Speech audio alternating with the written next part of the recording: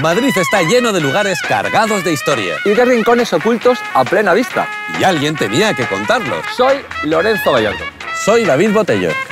Y esto es... El punto sobre la historia.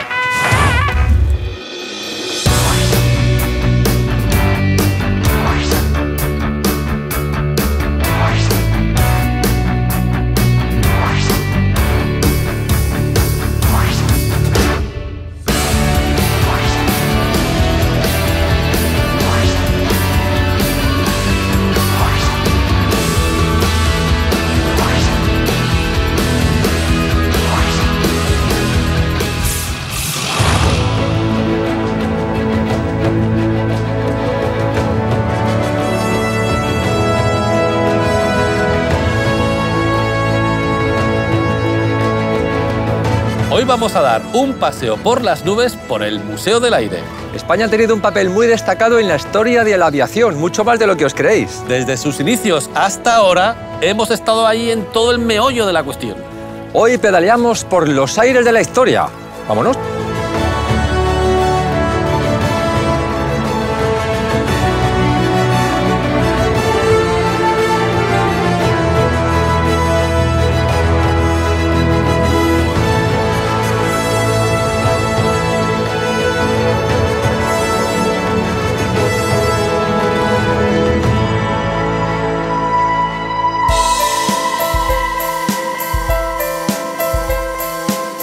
Esta antesala tan original, tan recogidita y tan adecuada para empezar es la sala del globo aerostático, principio de la aeronáutica.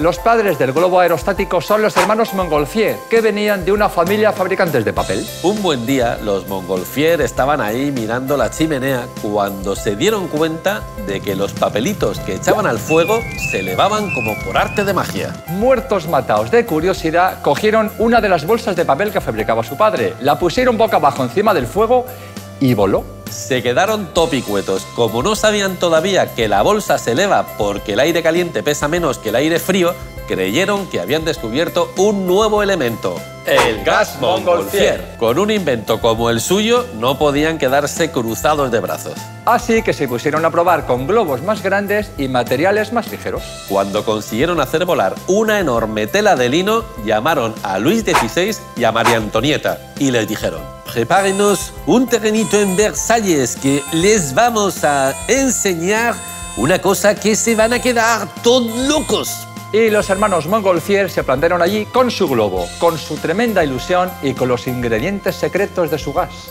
Hola amigos, para cocinar un poquito de gas Montgolfier vamos a necesitar un montón de paja, lana y un vasito de agua. Primero, con mucho cariño, cogimos la paja, humedecemos, la mezclamos con lana, reservamos con cariño, la cocina necesita cariño y le metemos fuego a todo. ¡Tachán! El rey se puso en plan tiquismiquis y dijo que antes de permitir que nadie se subiera a ese globo, había que asegurarse. Y así fue como el primer viaje en globo lo hicieron un pato, un gallo y una oveja. Los animales bajaron sanos y salvos, pero llegó el rey y dijo: ahora vamos a probar con condenados a muerte. Los condenados a muerte estaban a puntito de caramelo cuando aparecieron dos nobles indignadísimos y dijeron: ¡ni hablar! Nos negamos a que unos viles criminales tengan el privilegio de ser los primeros en elevarse a los cielos. Y el rey Luis XVI les dijo: bueno, vosotros mismos con vuestros mecanismos, y les dejó subir. Y así fue como estos dos nobles franceses, de cuyo nombre no queremos acordarnos, se convirtieron en los primeros tipos en volar. Oye, ¿y qué te va a decir? ¿Tú no te imaginas al pato diciéndole al gallo y a la oveja: a ver, que yo soy un pato, que ya sé volar?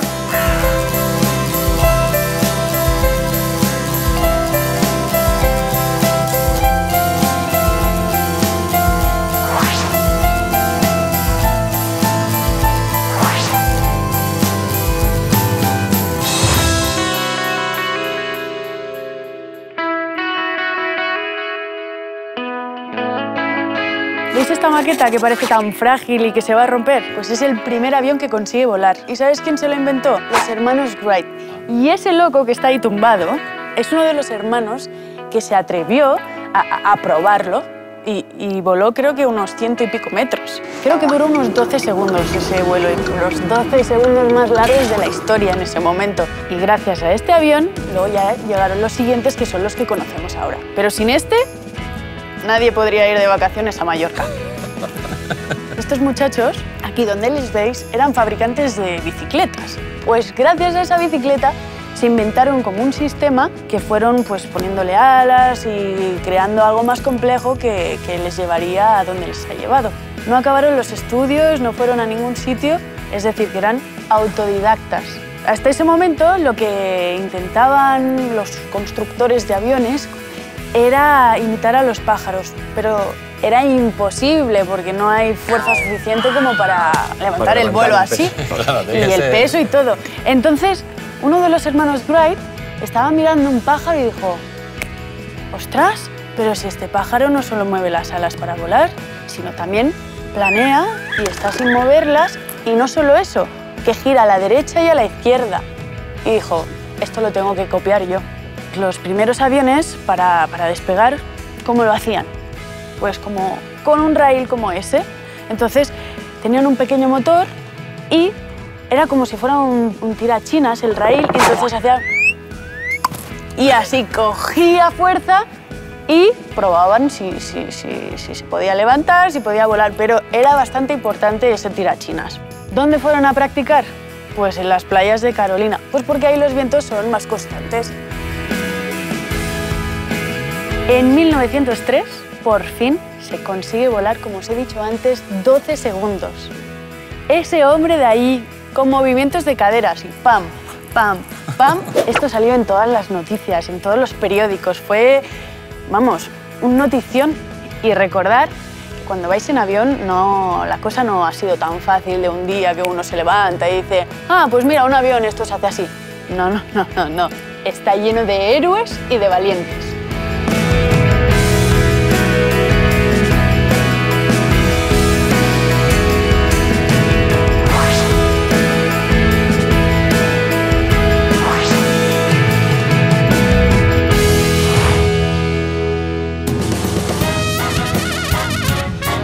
Este avión tan de cuento, tan de madera, tan de juguete es el Vilanova Acedo, el aeroplano más antiguo que se conserva en España. Era de García Cames, un aviador aficionado, porque entonces no había profesionales, que se presentó en una exhibición en Valencia con este avión en 1910. García Cames les debía a los Vilanova una pasta gansa. Como ni tenía un duro ni tenía licencia para volar, les pagó con el avión. Los hermanos Vilanova llamaron a su colega, el ingeniero Luis Acedo, para ver qué podían hacer con el juguetito. Su primera idea fue fabricar aviones en serie, pero procrastinaron y enseguida se cansaron. Un buen día colgaron el avión del techo de su taller y, si te he visto, no me acuerdo. Hasta que se enteraron los señores del Museo del Aire y dijeron: «Ojo, cuidado, que esto es una joyita», y se lo trajeron para acá. Como el avión era de los hermanos Vilanova y lo había modificado el ingeniero Acedo, lo llamaron Vilanova Acedo. Irrefutable.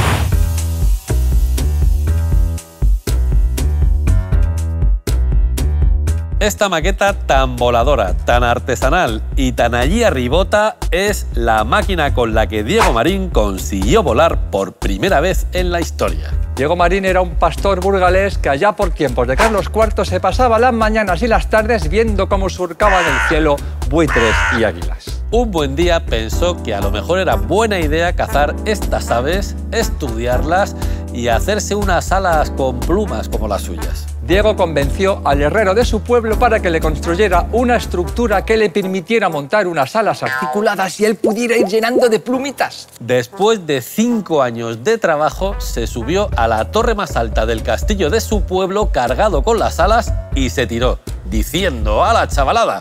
Ahí os dejo, que me voy a Burgos de Osma, ya si eso volveré». No tardó nada en volver. Después de nada menos que 300 metros, la estructura se rompió y Diego hizo el primer aterrizaje forzoso de la historia. No se dio por vencido. Se sacudió el polvo, recogió las alas y se volvió al pueblo dispuesto a mejorar su invento. A la entrada del pueblo le esperaba un comité de bienvenida encabezado por el cura párroco. Lejos de darle la bienvenida, le cogieron su máquina y se la quemaron por diabólica. Marca España.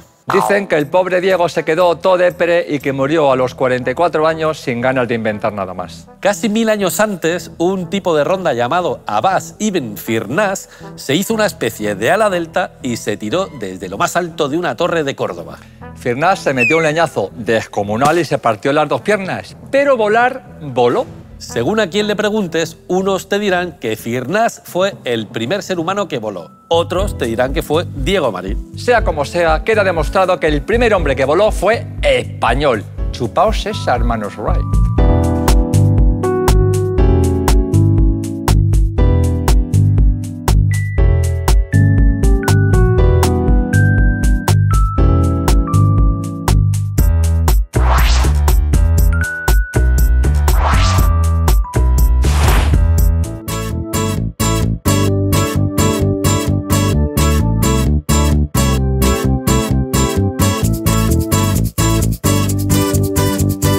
Estamos en el Museo del Aire, en concreto un hangar en el que se explican detalles de la Guerra de Marruecos. Estamos hablando del primer tercio del siglo XX. En el 98 perdemos Filipinas y perdemos Cuba también. La situación de nuestras tropas tampoco era la súper profesional de hoy, pero en aquella época pues era más de andar por casa, hasta el punto de que había la expresión del ejército de las alpargatas. Era que parece que algunos soldados iban con ese calzado tan poco habitual. Estaba lo de los fusiles, muchos no tenían fusiles y además era una guerra de los pobres. Podía juntar al final 1.500 pesetas. Eso te exoneraba de ir a la guerra, de modo que no iba cualquiera. En aquellas condiciones entró Fernández Silvestre en el RIF pensando que la oposición del norte de África no eran tan profesionales, pero se encontró un muro, se encontró a Abdelkrim, es decir, era uno de los militares seguramente del planeta en aquel momento que más preparados estaban, y nos destrozaron. Y esto nos acabó llevando a lo que ya no es una broma, el desastre anual, y fue la devastación de nuestras tropas, de nuestro estado de ánimo, de 15.000 vidas humanas. La gente se volcó y empezó a pagar espontáneamente. La gente empezó a enviar dinero, gente a la que no le sobraba. Y a base de toda aquella solidaridad, de todas aquellas aportaciones crematísticas, monetarias, de persona a persona, pues se compraron más aviones. Y a partir de ahí iniciamos un proceso en el que todo nuestro, digamos, la vertiente aérea de nuestro ejército pues fue más profesional. Otro detalle fue lo que se observó. Los pilotos españoles consideraban poco honorable disparar desde lejos. Consideraban mucho más honorable hacerlo desde cerca, lo cual era más valiente. Y a eso se le ha llamado después en la historia militar universal, no solo en la nuestra, precisamente vuelo a la española. Una anécdota más. Uno de los soldados recibe carta de su novia, que además de decirle que lo deja porque ha conocido a otro muchacho, le pide por favor que le devuelva su foto. Lo que hicieron los compañeros fue juntar las fotos de todas las novias, de todos ellos, ponerlas en una caja, enviárselas a la chica y decirle: no me acuerdo de cuál era tu foto, quédatela y me devuelves las otras. Y en el 27 terminó lo del RIF. Ganamos por fin, con ayuda también de los franceses, y para nosotros militarmente pues la historia tuvo un final feliz. La sala de la Guerra de África en el Museo del Aire, que merece mucho la pena que visiten, está realmente conseguida. Retrotraerán unos 80 años en el tiempo, verán los aparatos de entonces y también barruntarán, intuirán cómo podía ser la guerra.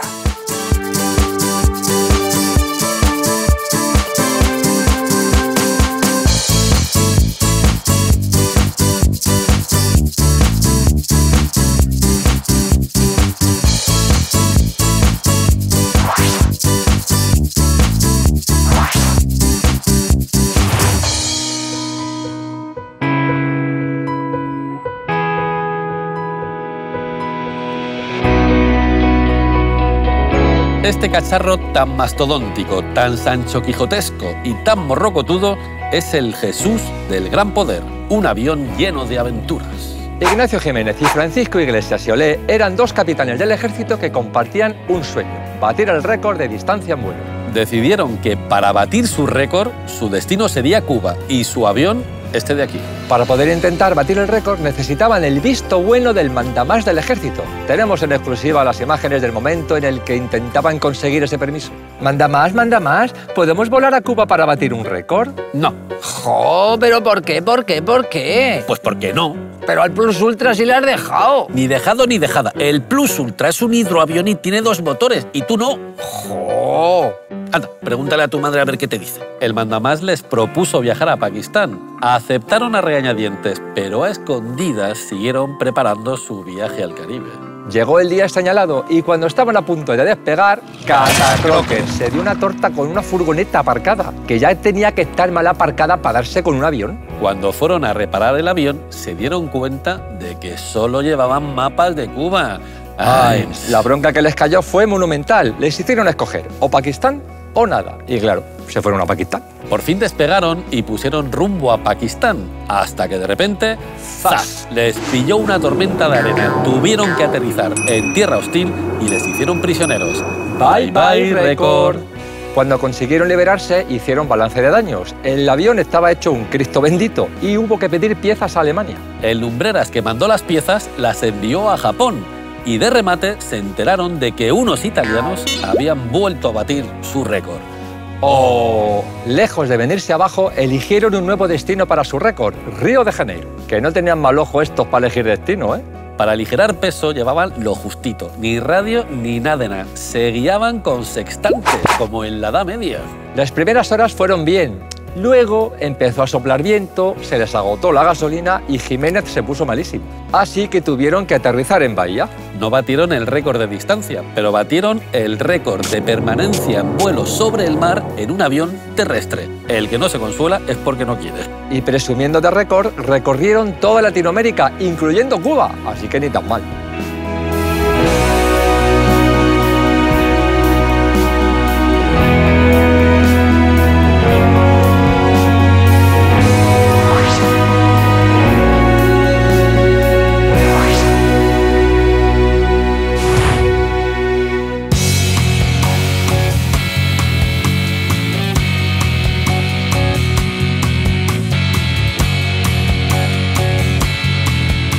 En un avión como este surcaba los aires Manfred Albrecht von Richthofen, el piloto más famoso del mundo, conocido como el Barón Rojo. El Barón Rojo combatió en el bando alemán durante la Primera Guerra Mundial. Era un acróbata del aire. El Barón Rojo no tenía miedo a la muerte y mucho menos a sus enemigos. Para que quedara bien clarito quién mandaba en el aire, pintó su avión de rojo y llamó a su escuadrilla el Circo Volador. En el Circo Volador también volaba su hermano pequeño. Pintó su avión de amarillo, pero siempre quedó a la sombra del Barón Rojo. Luchaba con un caballeresco código ético. Hay quien dice que dejaba huir a sus enemigos cuando estaban heridos. Decía que los pilotos necesitaban trofeos, así que por cada avión que derribaba mandaba hacerse una copa de plata. Cuando llegó a las 60 copas, el joyero que se las fabricaba le dijo: Vamos a ver, para el carro, chaval, que se nos acaba la plata y voy a tener que hacerla de contrachapao. Y se quedó sin completar la colección. Por eso hay quien dice que derribó 60 aviones ingleses. Y hay quien, echando cuentas, le salen unos 80. Se le atribuye la frase: cuando he abatido a un inglés, mi pasión por la caza se calma, al menos durante un cuarto de hora. Una de las supersticiones de los pilotos de la época era que traía muy mala suerte hacerse una foto antes de volar. Al Barón le gustaba desafiar a la suerte, así que el 21 de abril de 1918 se hizo una foto con su perro y los dos se montaron en el avión. Se adentró en territorio enemigo dispuesto a llevarse por delante a todo el que se pusiera por delante. Una cosa lleva a la otra. Al Barón le empezaron a llover balas por todas partes, hasta que una le atravesó el pecho y le dejó totalmente medio muerto, matado por completo. Su última gran hazaña fue aterrizar ese avión sin un arañazo. Técnicamente nunca fue derribado. Ah, por si os lo preguntáis, ¿el perro sobrevivió? Los aliados le enterraron con toda clase de honores en el mismo sitio donde cayó y en su epitafio escribieron: aquí yace un valiente, un noble adversario y un verdadero hombre de honor. La clave, el misterio, el intríngulis está en una pregunta.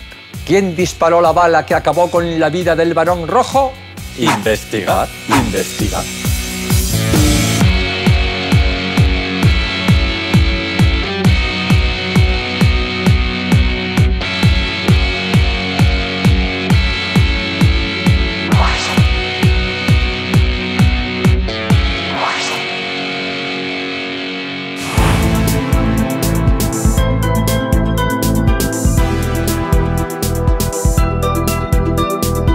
En un avión como este, tan camuflado, tan heroico y tan guerrero, luchó durante la Guerra Civil el piloto Joaquín García Morato. García Morato era un combatiente incansable y un enamorado de la aviación. La guerra en el aire tiene el sonido de algo romántico y emocionante. Luchó en el bando sublevado. Cuando terminó la guerra, llevaba a sus espaldas más de 500 misiones, 140 combates aéreos y más de 40 aviones enemigos derribados. Por los cielos enemigos se decía que si te cruzabas con Morato ya podías rezar lo que supieras o coger el paracaídas porque lo llevabas chungalí. Los pilotos de caza, para pasar desapercibidos, llevaban cascos verdes o negros. Morato no. Morato iba bien de blanco para que se le vieran. Junto con otros pilotos formó la legendaria Patrulla Azul, los cazas más temidos. La Patrulla Azul se jugaba la vida cada día, así que por las noches disfrutaban a cascoporro. Como trofeo de guerra pintaban un avioncito por cada caza que tumbaba. Todo el mundo quería entrar en la Patrulla Azul de García Morato, pero no era fácil. Para quitarse de encima a los aspirantes, Morato les decía: mira, nene, te dejaré entrar en la patrulla si averiguas nuestro lema. La gracia estaba en que no tenían lema, hasta que un buen día un aspirante quiso llegar hasta el fondo. Preguntando, uno de la patrulla le dijo entre risas este lema: ¡Vista, suerte y al toro! Al chaval le gustó tanto que salió corriendo a decírselo a Morato, y a Morato le gustó tanto que se quedó con los dos, con el lema y con el chaval. En todo el mundo alucinaban con Morato, le trataban en las noticias como a un auténtico héroe. 3 días después de acabar la guerra, la televisión alemana vino a España para hacerle un reportaje. Durante el rodaje, Morato se picó con otro piloto y empezó a hacer el tonto un poquito con el avión. Jugando, la cosa se le fue de las manos y acabó estrellándose con el avión. Se quedó totalmente muerto. ¿Tiene guasa o no tiene guasa sobrevivir a la guerra y luego matarse haciendo tontas en una exhibición?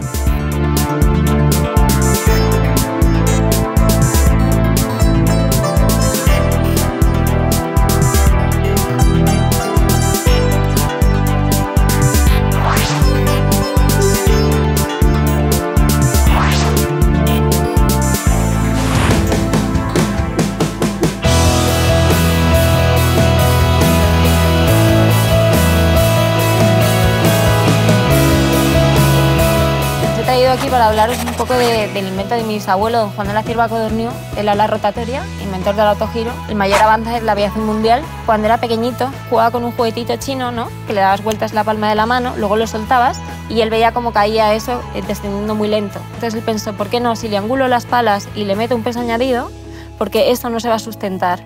Uno de los problemas más grandes que tenía, pues lo solucionó así con la historia de una falda de una bailarina, cómo avanza más el vestido cuando está girando que cuando retrocede. Desde pequeño tiene una mentalidad muy avanzada del resto. Él siempre tuvo unas inquietudes muy grandes en cuanto a todo, en innovación, en seguridad y tal, y nadie confiaba en él, hasta que poquito a poco fue demostrándolo. Simplemente un niño de 12 años construyó su primera maqueta tirándola por una ladera. Subía a su hermano pequeño, Ricardo. Subía y vio que no bajaba, el hermano se pegó el castañazo, pues ahí ya la madre dijo, se te acabó el chollo, amigo. O sea, con 12 se acabó la años historia. Con 12 años. Construyó su primer autogiro. Sí, y ya fue cuando él empezó a desarrollar su carrera de ingeniería y como proyecto final de carrera creó el primer avión trimotor más grande del mundo y encima voló, y voló muy bien. Juan de la Cierva se da cuenta de que tiene que innovar en seguridad aérea. Entonces se centra en el fenómeno de la autorrotación. La gente le decía, ¿y por qué no te lanzas al helicóptero? Y él estaba centrado en que no, que quería su autogiro por seguridad,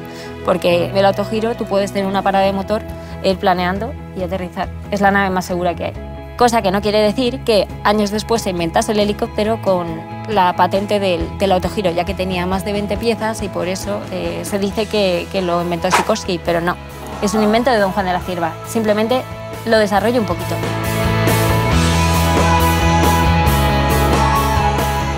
Y así de buena mañana, de esto que no tienes nada que hacer, cojo y decido plantarme aquí en el Museo del Aire. Entonces iba acompañada por el coronel Ayuso, que es el director del museo, y le pedí, por favor, ¿me puedes subir al autogiro? Porfa.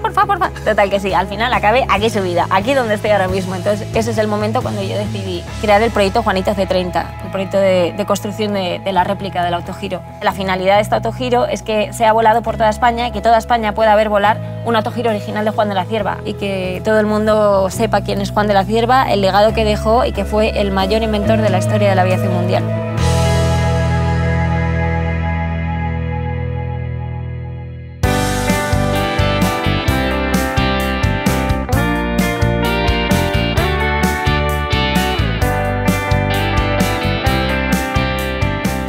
Juan de la Cierva es el autor de la mayor aportación que ha hecho nunca la aviación española a la aviación de todos los tiempos, que es el ala rotatoria. Y solo cuando el rotor del autogiro se aplicó a los helicópteros empezaron a volar. Pero lo que hizo Juan de la Cierva no se le ha ocurrido nunca a nadie ni por asomo. Hizo el primer autogiro, que es ese que veis ahí, el C1, que tiene 2 rotores contrarrotatorios, para que uno compensara al otro. Cuando diseñó el C2 pensó que ya iba a volar seguro y quiso hacer no solamente un autogiro, sino que fuera bonito. Así que pidió todos los materiales a Inglaterra, porque los materiales que había en España eran mucho más vastos y como tardaban 3 o 4 meses en llegar los materiales, no tuvo paciencia y con lo que tenía hizo C3. Tras 4 o 5 intentos consiguió por fin que el autogiro volara, ¿no? Porque Juan de la Cierva además era ambicioso, él quería que su autogiro volara y controlarlo desde el rotor, desde el primer momento. Después, en España, fuimos de cabeza a la guerra civil, el invento lo vieron en el extranjero y les encantó en el Salón de Le Bourget de París y empezaron a llover las ofertas y las inversiones extranjeras. Ese fue el arranque, ¿vale? A partir de aquí empezaron a evolucionar. Y entonces llegamos al último autogiro, digamos, que se diseñó con rotor fijo, que es este que vemos aquí, es el C19, que tenía alas, muy bonito. Es el primer autogiro que se construyó en serie y básicamente esto es muy condensada por la historia de la rotatoria, ¿no? Y como he dicho antes, para mí, la mayor aportación que ha hecho a España nunca la aviación de todos los tiempos.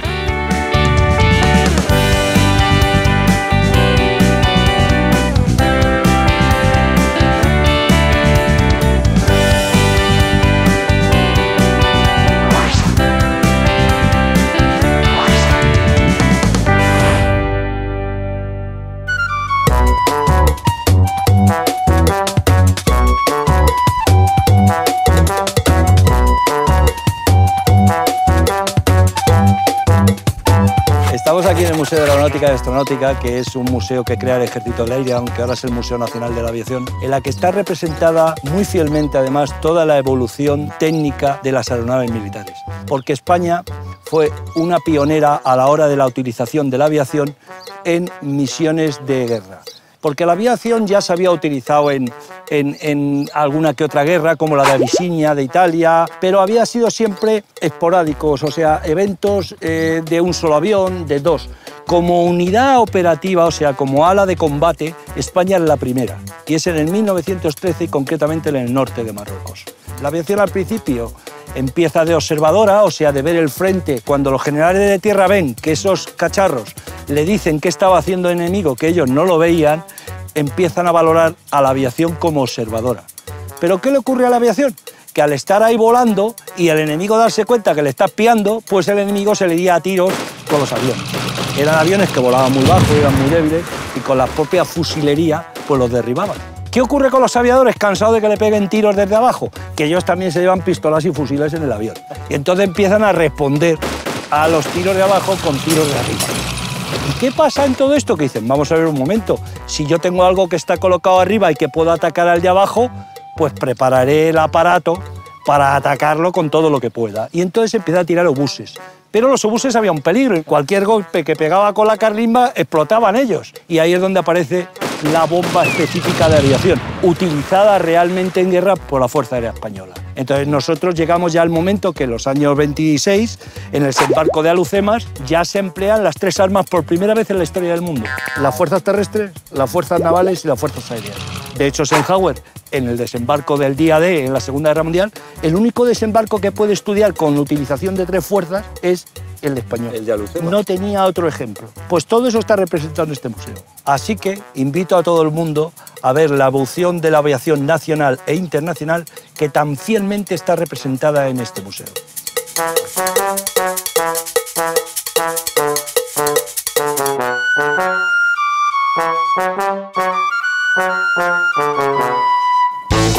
Y esto no da para más. Chotos pocos, muchas risas y el punto sobre la historia. ¡El asunto! Primosten para nuestros amigos del equipo El Punto sobre la Historia.